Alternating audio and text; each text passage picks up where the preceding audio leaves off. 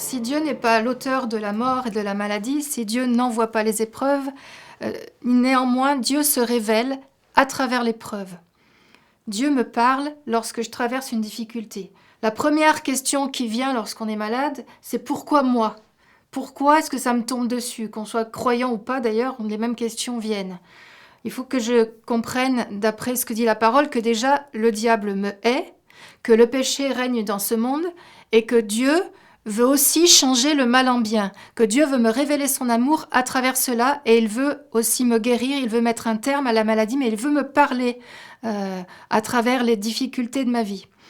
Lorsque les disciples de Christ sont persécutés, on peut dire mais pourquoi y a-t-il de la persécution ? Pourtant Jésus nous a avertis, tous ceux qui veulent vivre pieusement en Jésus-Christ seront persécutés.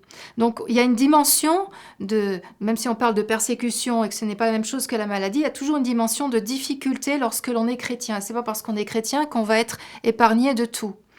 Mes épreuves conduisent à un fruit de vie éternelle. Ça, souvent, c'est très dur à comprendre. Et pourtant, Paul nous dit, nos légères difficultés du moment produisent pour nous, au-delà de toute mesure, un poids éternel de gloire, dans 2 Corinthiens 4, 18. Ça, c'est la dimension la plus compliquée à comprendre, et pourtant, il y a eu des martyrs, il y a eu une notion de sacrifice dans la parole de Dieu, parce que Dieu est là, mais parfois, il y a aussi des épreuves qui sont là. Aujourd'hui, on ne comprend pas tout. La Bible nous dit qu'on voit comme d'une manière obscure, comme à travers un miroir. Jésus lui-même a connu l'épreuve. Il a été tenté, il a été éprouvé en toutes choses. Donc si Jésus, qui est notre modèle, a été éprouvé, a été persécuté, nous pourrons l'être aussi. Si Jésus a été fatigué, nous pouvons l'être aussi. Parfois, on veut vivre des miracles, on veut vivre des délivrances, mais on oublie que les miracles et les délivrances arrivent toujours dans un contexte de crise. Par exemple, le peuple hébreu s'est retrouvé devant la mer Rouge. La mer Rouge s'est ouverte, mais avant, ils avaient peur d'être tués par les Égyptiens qui les poursuivaient. Shadrach, Meshach et Abednego ont vécu la délivrance dans la fournaise, mais ils ont quand même été jetés dans la fournaise. Et ils ont dit... Notre Dieu est capable de nous délivrer, mais s'il ne le fait pas, sache qu'il est quand même notre Dieu.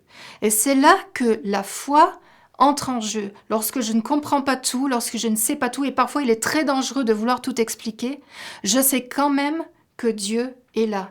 Et lorsque je traverse une difficulté, lorsque je suis dans un problème, je dois avoir cette foi que même si la difficulté ne disparaît pas immédiatement, même si l'épreuve est là, même s'il y a une sorte de persécution qui est là contre moi, Jésus est toujours là. Je voulais vous partager un dernier mot de mon témoignage, puisque j'en ai parlé rapidement au début de cette série. J'ai vécu une dizaine d'opérations et j'ai frôlé la mort.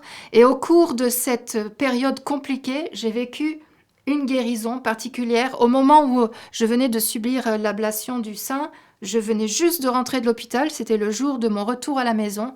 Et j'ai trouvé une lettre me disant que j'avais un problème au niveau du col de l'utérus avec des cellules qui étaient mauvaises. Et après plusieurs mois, ma gynécologue m'a dit il faut absolument opérer pour enlever cette partie du col de l'utérus qui pose problème. Et un dimanche matin, je suis venue à un culte, j'ai demandé l'onction d'huile, j'ai mis ma foi en action. Et quelque chose en moi qui me disait non, c'est pas possible, il ne peut pas encore arriver ça. Et on a prié, l'église a prié.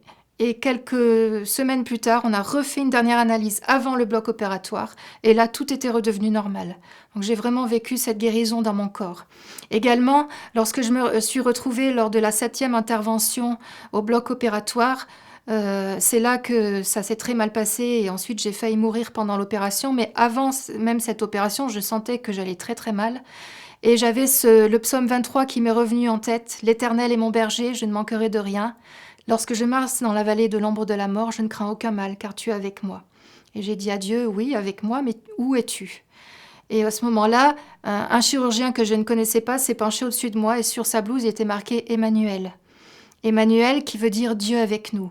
Et je sais qu'il m'a gardée, il m'a donné cette paix. Cette paix-là est venue en moi. Je sais que tout au long de cette épreuve que j'ai traversée, même s'il y a eu des crises, même s'il y a eu des pleurs et des doutes, j'ai toujours eu cette certitude que Jésus était avec moi et sa paix ne m'a jamais quittée.